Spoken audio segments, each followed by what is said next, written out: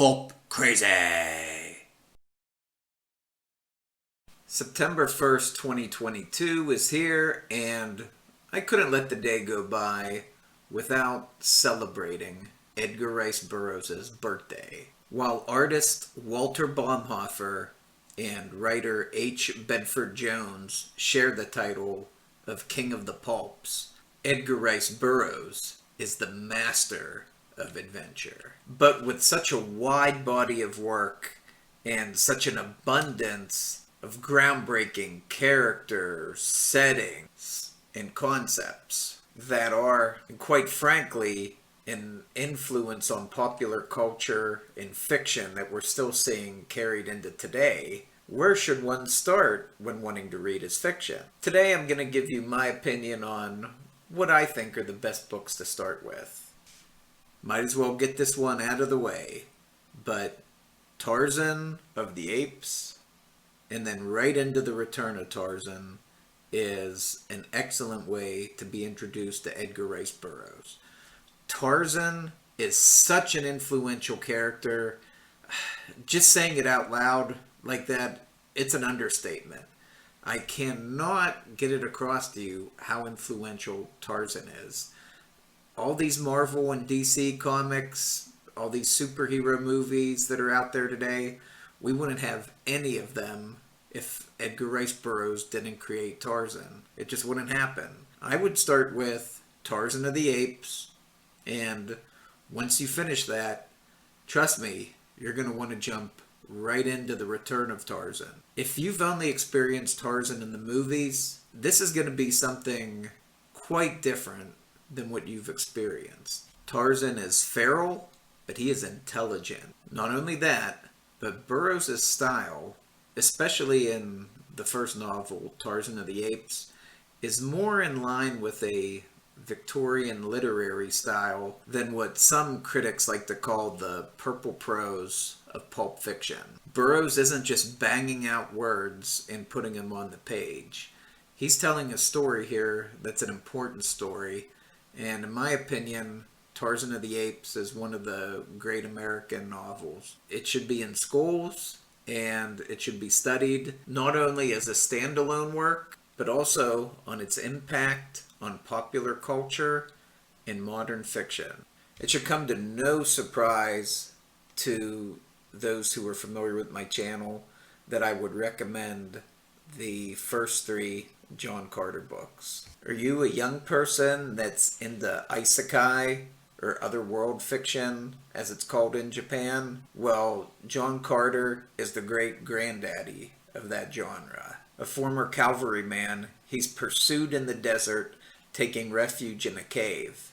The next thing he knows, he swoons away and he's on Mars, or Barsoom, as the locals call it.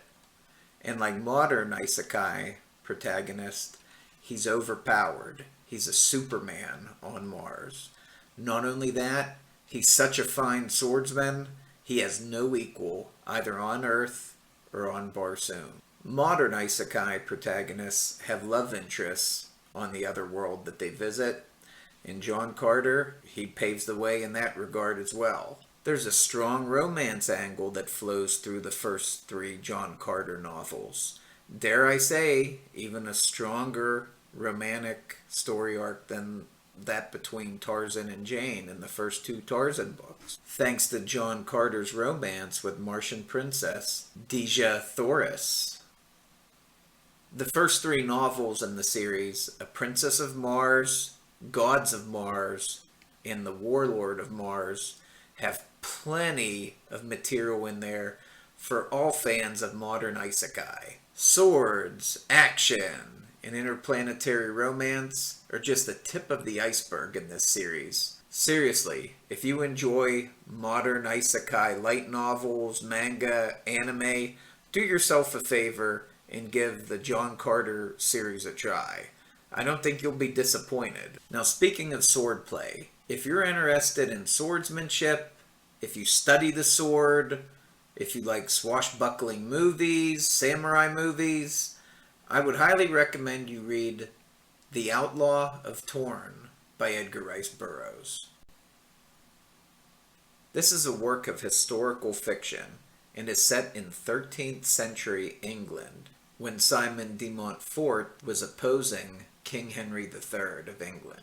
I won't go into too many plot details here because I don't want to spoil anything, but the premise is that Norman's father is the former French swordsmaster to King Henry III. Thanks to his father's training, by the time he's a young adult, Norman is already the greatest swordsman in all of England. His father wishes to use him as revenge against King Henry. Of course, not everything is quite what it seems.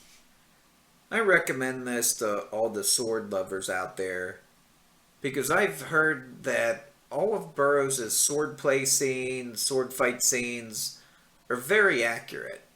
And I think those who study the sword would appreciate them. It should be noted that Burroughs himself as a young man served in the 7th Cavalry at Fort Grant, Arizona from 1896 to 1897, according to Erwin Porges' biography of Edgar Rice Burroughs, titled Edgar Rice Burroughs, the Man Who Created Tarzan. In fact, in the Porges biography, it's mentioned that Edgar Rice Burroughs, once he arrived at Fort Grant, mastered the saber quite quickly. Now, it should be noted that A Princess of Mars, starring John Carter, was the first work of Edgar Rice Burroughs that was ever published. The Outlaw of Torn was the second novel of Burroughs' that ever been published, and his third was Tarzan of the Apes. I can assure you, me picking these 3 characters as good places to start was not intentional. It just so happens that Edgar Rice Burroughs was just hitting out of the park home runs right out of the gate when he started writing. Burroughs' legacy lives on today in the form of the company that he founded and incorporated himself, Edgar Rice Burroughs Incorporated. I suggest you check out their website at edgarriceburroughs.com and tarzan.com for more information on the Master of Adventure. Herbzine, or erbzine.com, is a great resource for Edgar Rice Burroughs information as well, and I highly recommend the Facebook discussion group for the love of all things Edgar Rice Burroughs as another place to go and ask questions and learn more about all things Edgar Rice Burroughs. I have several Edgar Rice Burroughs related videos on my Pulp Crazy channel